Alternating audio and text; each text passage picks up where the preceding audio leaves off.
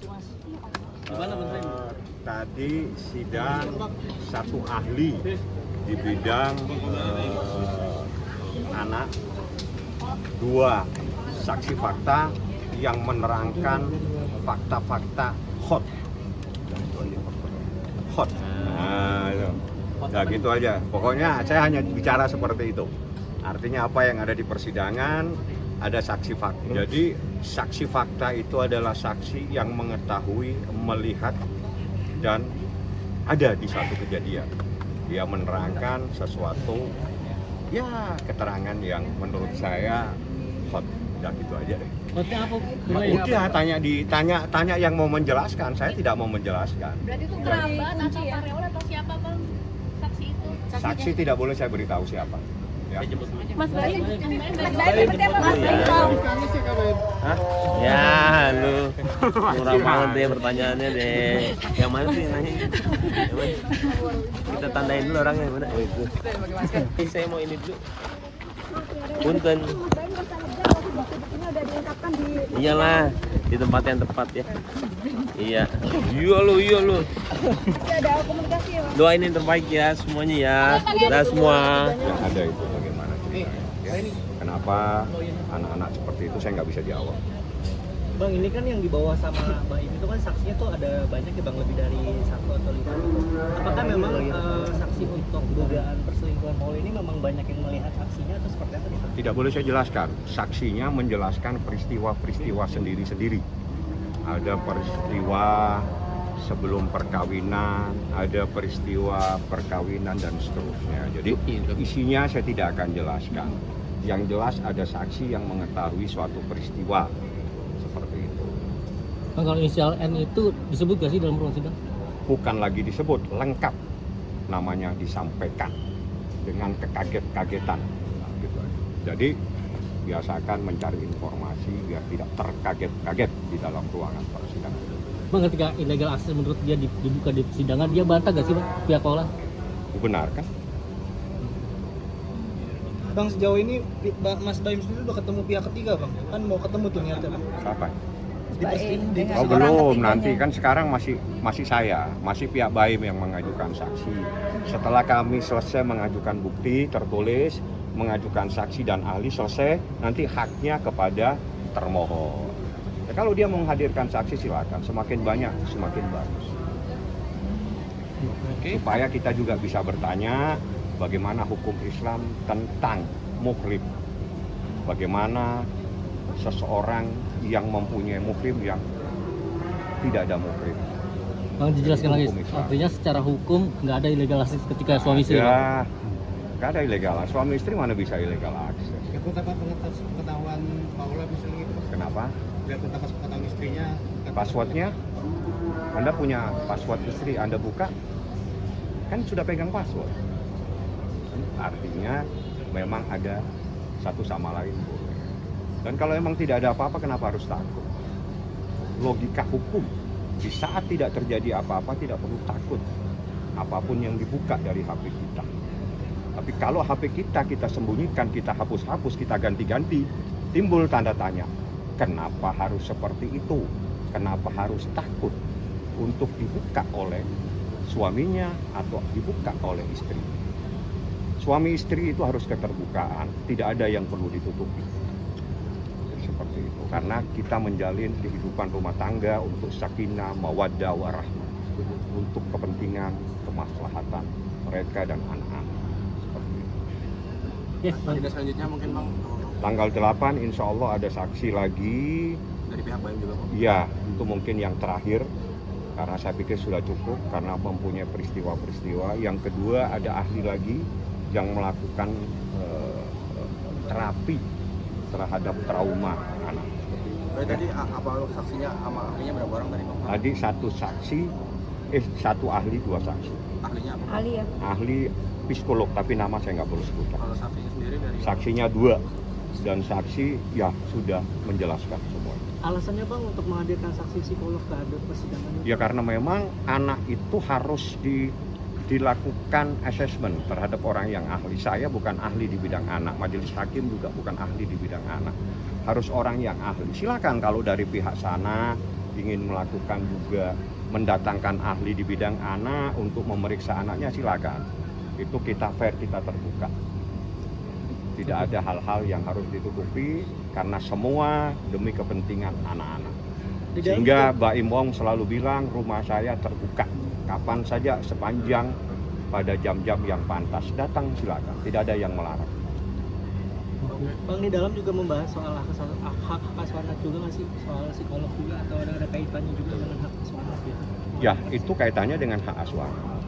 Kalau psikolog anak terkait dengan hak asuh anak, karena di dalam beberapa surat edaran yang jurisprudensi dalam kasus seperti perceraian, hak yang terbaik itu adalah apa yang terbaik buat anak.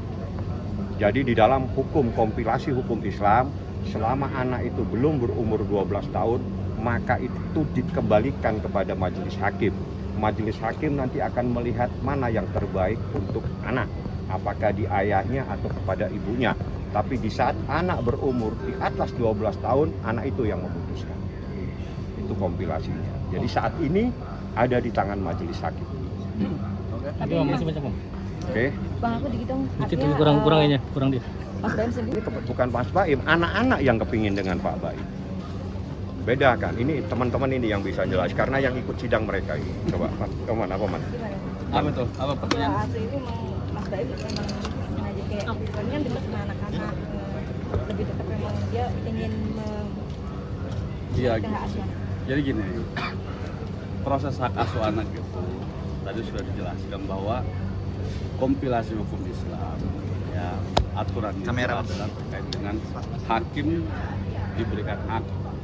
Namun dalam perkara ini, gitu ya, itu ada hal-hal yang harus dipertimbangkan, ada hal-hal yang harus diingat. Apa itu adalah kepentingan anak? Kepentingan anak itu yang harus kita kedepankan. Kenapa? Maka kemudian kita menghadirkan ahli tadi, gitu kan? Nah, ahli ini yang kemudian menjelaskan hal-hal yang kaitannya dengan tumbuh kembang anak ini seperti apa, gitu kan? Ya, tapi bukan dalam rangka bahwa proses baim, gitu ya. Karena baim sering bilang, Paula silakan 24 jam monggo, kata dia gitu kan.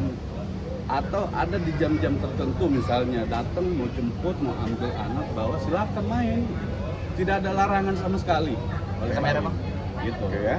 Jadi yang terbaik untuk anak. Jadi anak bukan objek, anak subjek. Artinya dia punya hak. Makanya hak itu sekarang dianalisa kepada majelis hakim. Yang terbaik buat anak-anak apakah di ayahnya atau ibunya, saat inilah prosesnya. Makanya kita datangkan ahli untuk melakukan asesmen. Bang, kita tadi saya tinggal bukti-bukti apa yang hari ini diungkap di Nggak ada bukti lagi, bukti sudah cukup 79. Bukti tertulis juga gabungan banyak video ya. Video-video yang merupakan videoan, ada beberapa video. Jadi seperti itu. Sidangnya insya Allah tanggal 8 kita akan mengajukan saksi lagi dan juga akan mendatangkan ahli yang melakukan terapi terhadap anak. Tadi untuk video-video tadi ya dari pihak Mas Baim yang Ya, karena kan buktinya dari kita. Jadi proses hukum itu kita dulu pemohon. Jadi kita itu pemohon. Pemohon itu Mas Baim. Mas Baim mengajukan permohonan ke pengadilan untuk mengajukan ikrar tanah. Artinya Mas Baim ingin bercerai. Itu namanya pemohon. Jadi yang mengajukan permohonan cerai ini Mas Baim. Mas Baim karena pemohon dia diberi hak terlebih dahulu untuk membuktikan dalil-dalilnya. video itu video CCTV atau video dari HP? Tidak boleh saya beritahu. Yang tadi sudah dibahas tadi. Apa tadi itu ITE tadi apa legal apa itu. Dibaca dulu lah. Biar enak. Ada lagi Dek? Ya, ada lagi sebelum saya mau jalan. Tidak ada yang ditanyakan? Yang konteksnya apa aja nih Bang? Kan misalnya ada saksi ahli juga itu untuk anak. Ahli itu anak, ahli itu sesuai dengan aturan psikolog ya. Mereka harus 2 kalau nggak salah 3. Jadi kita lakukan. Tapi kalau misalnya dari pihak sana ingin melakukan juga asesmen untuk melakukan pemeriksaan, melakukan pertanyaan atau melakukan, silakan. Karena kita fair aja. Kita nggak punya kepentingan selain kepentingan anak itu sendiri. Baim bilang Nggak ada kepentingan kita, kepentingan anak ini. Karena kalau anak-anak trauma, anak takut, terus harus diapain? Masa dipaksa? Makanya saya bilang anak itu adalah subjek di dalam kasus seperti ini. Dia bukan objek yang harus kita eksekusi, kita serahkan. Tapi dia mau kemana anak ini? Apa yang nyaman? Bukan berarti terus salah satu dari orang tua itu tidak boleh bertemu, boleh kapan saja. Ini silakan, Iya. sepanjang pada jam-jam yang patut datang. Kalau dia mau dibawa anaknya, saya bawa jalan-jalan. Bahkan Baim ikhtiar terus. Tapi kalau anak yang tidak mau, terus apa harus dipaksa anak ini? Kan kasihan juga. Jadi tolonglah ya, hak anak ini dihargain hak. Berarti sejauh ini belum ada pertemuan sama mamanya gitu ya Bang ya? Kemarin ada, itu pun karena Baim yang mengikhtiarkan. Oke. Tapi bagaimana saya nggak boleh. Tadi di ruangan sidang saya baru tahu. Iya. Ada Baim ikhtiarkan untuk ketemu. Ketemu. Berarti nggak ada kan kemarin katanya syaratnya harus ada lawyer. Nah, berarti abang kok nggak datang itu waktu pertemuan itu Bang? Kalau misalnya pada saat mau datang di rumah, silakan mau Iya. datang. Tidak wajib saya datang, tapi supaya karena saya sudah 3 kali datang pada saat ada, Iya. supaya tidak mendengar, hanya mendengar pada saat nanti kliennya datang, temenin, lihat apa yang terjadi, supaya informasi itu bukan informasi, tapi dia melihat kejadian di rumah Tiger Wall. Seperti itu lebih saya kapan saja kok. Iya. Tapi supaya jangan nanti informasi datang nanti begini, datang ditemenin, dilihat bagaimana. Kalau saya kan datang, Iya. saya bertemu, saya ngelihat. Tidak perlu saya jelaskan, Anda sudah jawab sendiri.